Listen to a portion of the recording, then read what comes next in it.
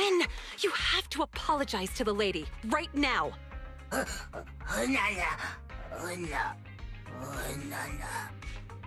name is Alice. Please, feel free to call me that. But I'm afraid I don't completely follow. What exactly are you trying to say? I'm really sorry, Miss Alice. It's my fault for not teaching Big Gwyn properly, and it's caused you trouble on more than one occasion now. I'm kinda confused. Did this Bangbu named Big Gwyn do something that upset you? I have no idea either. This young lady, Miss Ayao, suddenly came out of nowhere, storming over with a thorny stick in hand. And the first thing she said to me was, "Give it a good thrashing!" I was terribly frightened for a moment there. I'm sorry. I didn't mean to scare you, Miss Alice, but this little one really needs a proper scolding. I've been having a tough time job hunting lately. I haven't been keeping as close an eye on it as I should have. I never thought it'd actually pull something like this.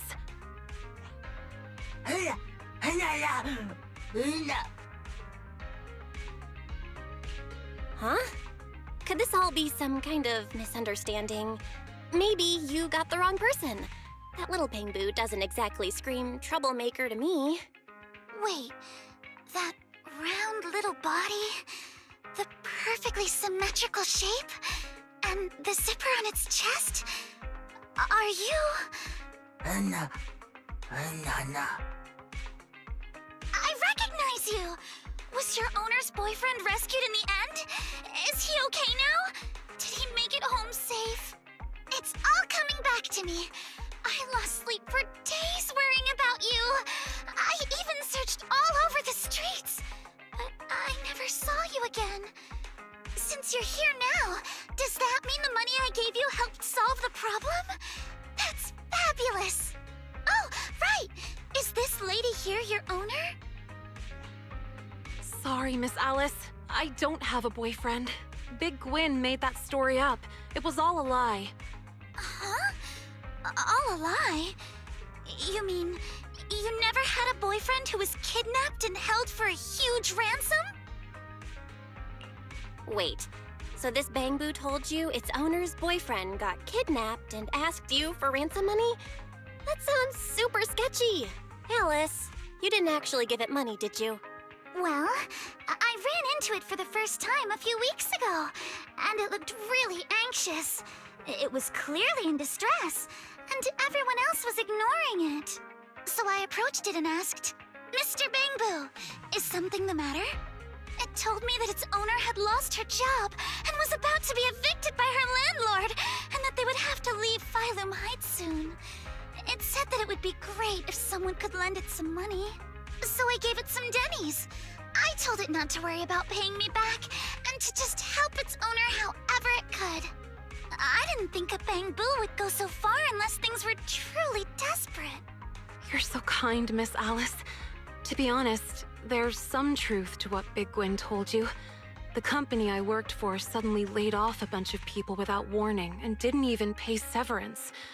And just when I thought it couldn't get any worse, my lease was up. I've been looking for a new job everywhere and couldn't find anything. I was on the verge of packing up and leaving this place. But if I left, I probably wouldn't be able to take Big Gwyn with me. I'd have to hand it off to a friend. Maybe it realized that and got scared. So it started going out on its own, trying to earn some extra dennies for me. There aren't many jobs a Bangbu can do. It must have realized it could never earn enough for rent. And that's when it started asking people on the street for help. I know Mr. Big Gwyn wasn't really trying to deceive anyone. I was the one who told it to just take the money. Like it had won the lottery or something. Yeah, when it came back and said it had won a jackpot, I was so happy. I praised it for hours. That money really helped us stay afloat a little longer. But it still wasn't enough. So, Big Gwyn went back out on the streets, ran into Alice again, and told her its owner was in more trouble? That's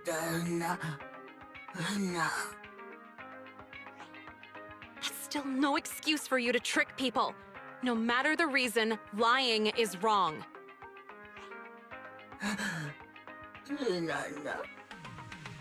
So no one's life was actually in danger after all. That's a relief. When Big Gwen told me about the gang fight and the kidnapping, I really thought something truly awful had happened.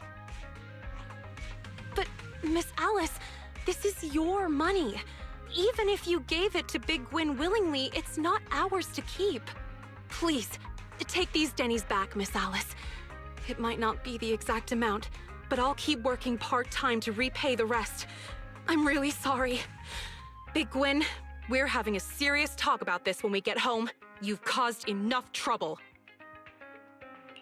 Honestly, I think Big Gwen did all this because it was just scared of losing its owner. Although the way it handled things wasn't right, its heart was in the right place. With a little help, I'm sure it'll do better. Right. I agree with Belle. A Bangbu that symmetrical has to be a good kid deep down. Symmetrical? I'm not following. Anyway, please take the money back, Miss Alice. We've finished what we came here to do, so we'll be going now. Wait a moment. Miss Ayao, may I ask what you used to do for work? I studied biotech in school and used to work for a pharmaceutical company, but the business started going downhill. They had to let a bunch of people go with no severance or anything. Miss Ayao, I am not going to accept this money. However, would you be open to me referring you for a job? A job? What do you mean? Miss Alice, you're still a student, aren't you? Yes, but I do have some connections in the pharmaceutical industry. And I happen to know a company that's been short-staffed for a while. You seem to have the right background, so I think you might just be a perfect fit. Once things settle down and you're back on your feet, you can contact me and pay back the money Big Gwen owes.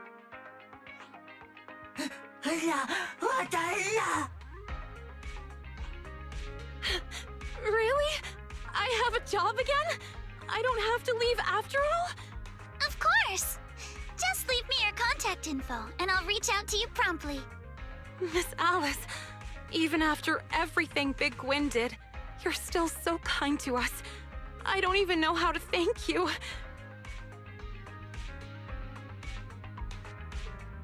This way, they won't have to separate, right? Even though it was a pretty flimsy lie, you still worried about them with all your heart. And even after being deceived, you were still willing to trust them and help them out again. You really are a kind soul, Alice. Kind soul? I'm not really. Besides, the job opening is real, and Miss Ayao clearly has the talents and skills it requires. All I did was give her a little push.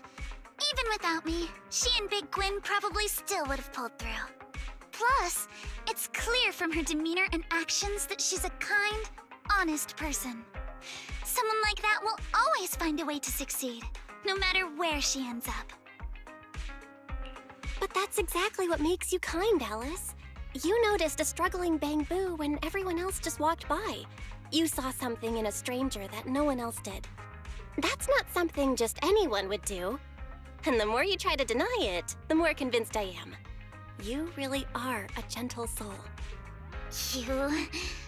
Belle, stop saying stuff like that! You're making me blush. In my eyes, the real gentle soul here is clearly... No, let's leave it at that. And don't think I'll cave just because you're looking at me like that. How long is the Port Peak exactly? Let me think. Around 2 hours? I really love this movie. I've dragged my brother to watch it with me a bunch of times. 2 hours? Does it really have to be so long? Maybe let's not watch it. You might not be able to sleep if you force yourself through horror movies. You can ask my brother. No. I've always struggled with scary things, but I can't just keep avoiding them either. As the determined to overcome this. I must face my fears head-on! But regardless, do you happen to have a version of this film that comes with, like, scare warnings? I saw some videos online with prompts that would pop up a few seconds before the scary scene so you can brace yourself. If possible, I'd prefer to watch one like that. Sorry, we don't have anything like that at our store. Those are unofficial edits people post online. They usually cut out a lot of content, so you won't find that in video stores. Aww. Really? In that case, Belle, could you watch it with me? You've already seen it a few times, right? So you probably know where all the scary parts are. If you could give me a little heads up a few seconds before the jump scare scenes. Just this once, okay? I know it takes time to get used to the scary scenes, but this is my first time watching something like this. So, I'll need your help. You want me to give you warnings? Sure, I know every scary scene by heart. Not sure how much it'll help, though. Let's give it a shot.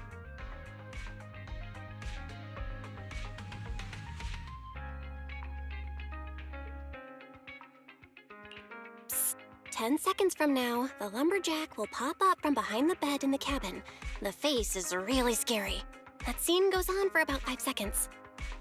Okay. 1, 2, 3, 4, 5. Is it over? I'll keep watching then. You were supposed to warn me! Huh? That wasn't scary at all. Even Wise wouldn't flinch at that scene. No, it totally was! The safe house the protagonist is hiding in? Did you notice how asymmetrical it was? Utterly horrifying! Wait, that's what got you? Listen, Alice, I don't think relying on warnings like this is going to help you overcome your fear of horror. You'll never get past it if you don't face it head on. But jumping straight in and watching without help would be far too... How about we try to make those scary scenes funny? Maybe crack a joke to lighten the mood? That's how I help Wise when he gets scared. Okay, like here. In this scene, the protagonist is hiding in a safe house, and the lumberjack is banging on the door trying to get in. But come on, that's super rude, right? There's a doorbell right there, literally right next to the lumberjack. Although, to be fair, the lumberjack probably isn't ringing the bell because he doesn't have any fingers. What a strange way to see the situation. See? When you think about it like that, it makes the whole thing way less scary, right? You're right. I watched the whole scene without even realizing it. Maybe I really can get used to horror movies this way. Belle, can you keep doing your silly commentary for a little longer?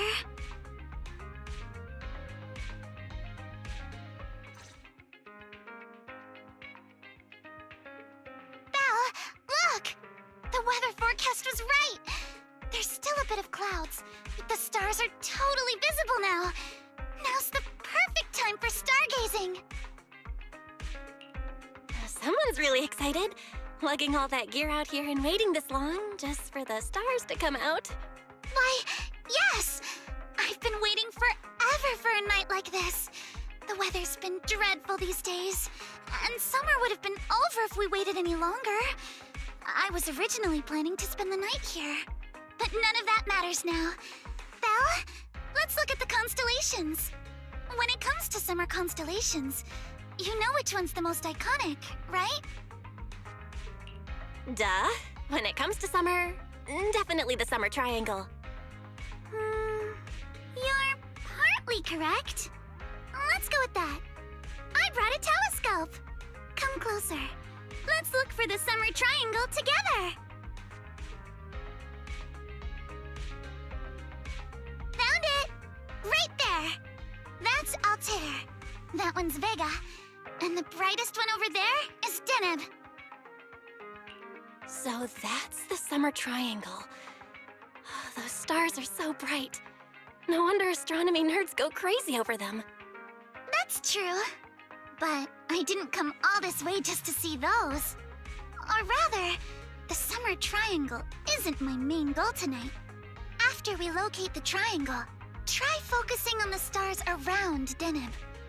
Belle? Look! That's the one I've been waiting so long to see! Cygnus, the Swan constellation. Bright and clear on a summer night. The Swan constellation? So this is the one you wanted to see. That's right! Its wings stretch perfectly from the body, forming a flawless cross. There's no constellation more flawless than Cygnus! Did you know that when astronomers were naming constellations, they didn't consider symmetry at all? Can you believe that? Unforgivable! And Cygnus is the only exception. The first time I saw it, it was etched into my memory. I was really little at the time. It was also a clear summer night.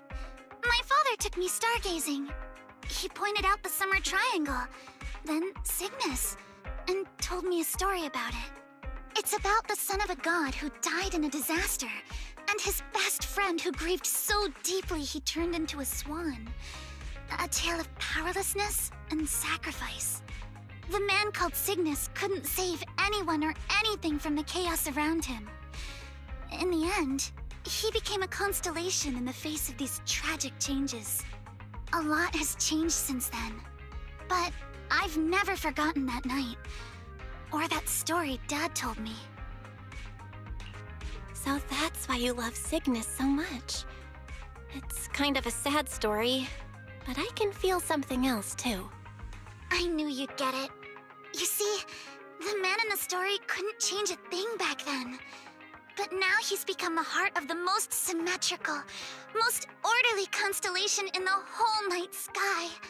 Not only that, part of Cygnus makes up the brightest triangle in the whole summer Milky Way. I used to only feel sad reading stories like these. But over time, I started to feel a sense of power. Cygnus shines. He leads the way for anyone who looks up at him, like he's shouting, "Don't give in! Don't lose yourself! Fight back with love, with courage! Fight against any fate that dares to take the person you cherish!" I think that's what my dad was trying to teach me. A lesson on the ways of the Timefield family. Sometimes I wonder, have I found the courage to shine with that same brilliance? I think you've already found it. The you I see now has the courage to face whatever unfair twists fate throws your way. Thank you. This is why I knew inviting you to Stargaze was the right call. At least right now, everything in my sight just feels blindingly radiant. Anyway, after hearing all that, if you know the story of Cygnus, you should know who I meant when I said the person you cherish, right? Sorry. I actually don't know much about Cygnus. Oh, I see. Just kidding. I've actually heard that story too. The one Cygnus cared about most was Stop, stop, stop! Even if you do know, don't say it out loud. It's so embarrassing. Just remember this. Next year, the year after, every single year from now on, make time for one night like this. 2 a.m., just the two of us, watching the stars. That's all I ask.